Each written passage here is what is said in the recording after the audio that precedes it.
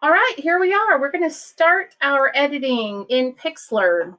So the website is pixlr.com, Pixlr.com.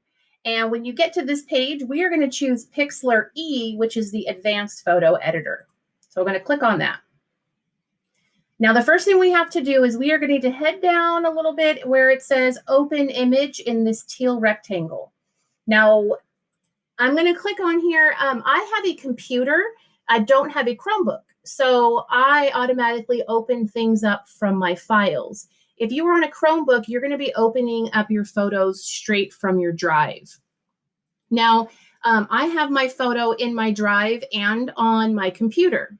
Let me show you if you don't have that. So if you took pictures on your phone and saved them to your drive, but then when you get to your computer, it's not linking to your drive. So how do you get the photos from your drive? Let's do that really quick. So when I'm in my drive, I've saved all of these photos in my drive.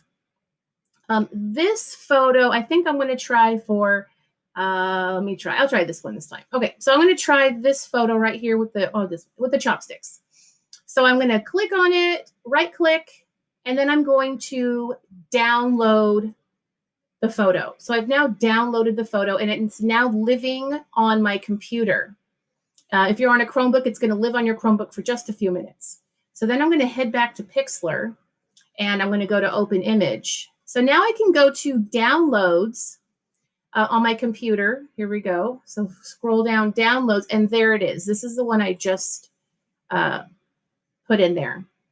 Now you're going to choose between these.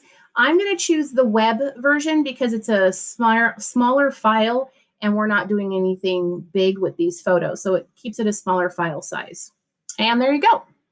So a couple things I want to show you on the right-hand side are the navigate. So when you are doing your editing, if you want to zoom in and out, you can easily slide this back and forth to get the size photo that you need if you need to get close to something or further away. And the other part I want to show you is this history.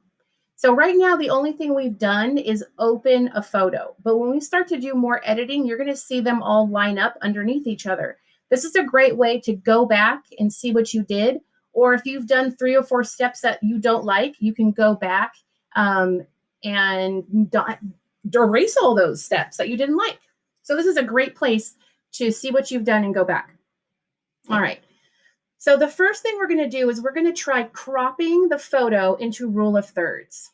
So we talked a little bit about this. So I'm going to head to the left side. The third one down is the crop tool. Now when the crop tool opens, you have a white box around your image.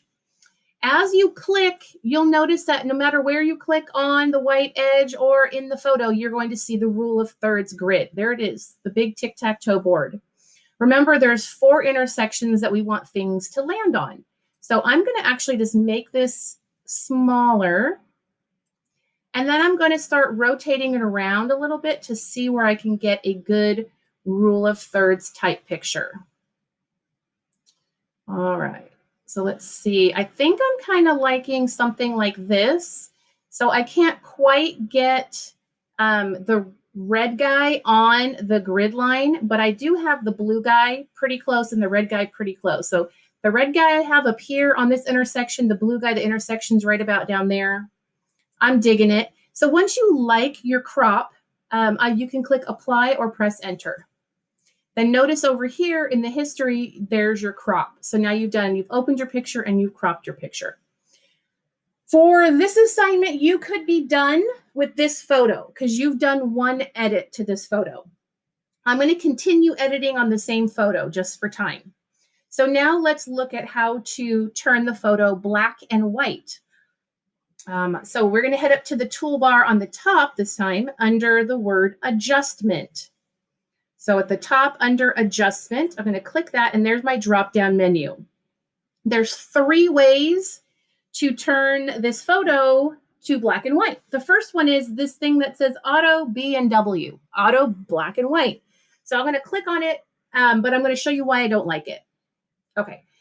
This guy right here is turned really dark. This spot right here is completely black and there's some really black areas in there. And it's a little bit grainy. If this was for dramatic effect, or if this was maybe some sort of street photography, this might look fantastic. But I'm looking at it and I'm not loving it for my toys. So I'm going to look at my history and there's my auto black and white. I'm going to go back to the crop version. Boom. Okay, there we go. Let's try this again. I'm going to go back up to adjustment. There's the auto black and white. This might work for some of your street photography photos if you're trying to get that feeling. But we're going to head down just a little bit to, this says hue and saturation. Click on that one. I'm going to move this out of the way a little bit. So it says hue, saturation, and lightness. I'm going to take the saturation button. If I go all the way up, it gets really bright. If I go all the way down, it gets really not bright. So the saturation is all the way down to a -100, completely zero. And I could click apply, and it would be done. Notice this isn't as black. This area isn't as dark, not as dramatic. But I'm going to show you one more way. So I'm going to click on crop over here on my history. Go back to adjustment. Now we saw the auto black and white. We've seen hue and saturation. But down here, second to last, it says desaturate. Well, saturation and desaturate, this is taking out the saturation, which is exactly what we did in this one. But this does it for you in a one button. So click that, and there you go. We've literally brought down the saturation. So now we have an open.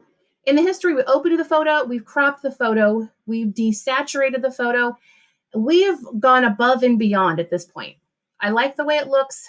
I'm ready to turn it into and put it into my assignment. So I'm going to head up to File in the top left corner, and I'm going to save my image. So I'm going to click Save. I'm going to rename my file according to my edits and a little description. So first I'm going to put a B and a W just so I remembered that I made it black and white. I'm also going to write here that I cropped this because I want to know that there's a larger version of it somewhere. So this has already been cropped. And then this is one of my toy photos. So I'm calling it BW for black and white, crop for that it's been cropped, and then it's a toy photo. So if you only did black and white, you might want to call yours BW baseball, or cropped a skateboard or whatever it is that you're photographing, just to give yourself some to know what it is. I'm going to keep it as a JPEG file, which is a picture. I'm not going to come back and edit this. If I was going to come back and edit it, I would probably save it as a PNG, but I'm going to save it as a JPEG because I'm turning this in. I'm going to choose a lower quality resolution just so the file stays small. We're not printing these and we're not blowing them up into a poster, so we can keep the quality low. And then I'm going to click download. So it downloads to my computer and it's ready to be turned in. So when you have it in your downloads, you can either drag or put it into your drive or leave it on your computer. Right now, mine is living on my computer. It's downloaded. It will not be in my drive. If I want to put it in my drive, what you do is you go to your drive, you click on New, and then File Upload. Now, in my downloads, there's the picture that just got downloaded. I'm going to double click on it. And if I head up to the top, it should be right here. There it is. So now I have it in my drive. I have it on my computer and I have it on my drive at this point. All right. I like it in my drive because now I can just find it really easy when I'm putting it into my slides. So let's go ahead and open up our slides. I'm going to start from the top real quick. Okay, so we started here at the beginning of our slides. I'm going to head down to 20 of my best photos. Now, I already have my picture here because I put it here as soon as I took it. And then I decided I wanted it to be one of my top 5. So I also added it to this slide. Now, I've chosen to edit it into 2 different ways, and I'm going to put it onto my final slide. I already have this open on the side, but if you want to get the photos over there, you're going to click on Insert Image, and then Drive. You can also click on this little button that says Insert Image, drop down menu, Drive. Okay, so that opens this up. Now I see the photo I want. There it is. I'm going to just take it and drag it over. So I just like how easy it is. I'm going to put it over here. I might even try to make it a little bit bigger. Let's see how big I can make it without it running into the text, huh? Maybe right there. Okay. And now I have to enter the information about the photo. So the first thing I need to tell you is, how was it edited? Well, it was cropped to the rule of thirds. We're using rule of thirds. And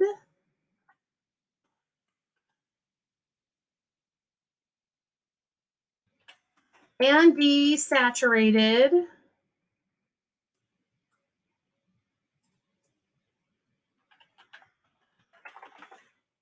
or I'm also going to put the black and white. So you can say that you made it black and white. You can say that you cropped it using a rule of thirds. I also use the word desaturated just because it's the proper term.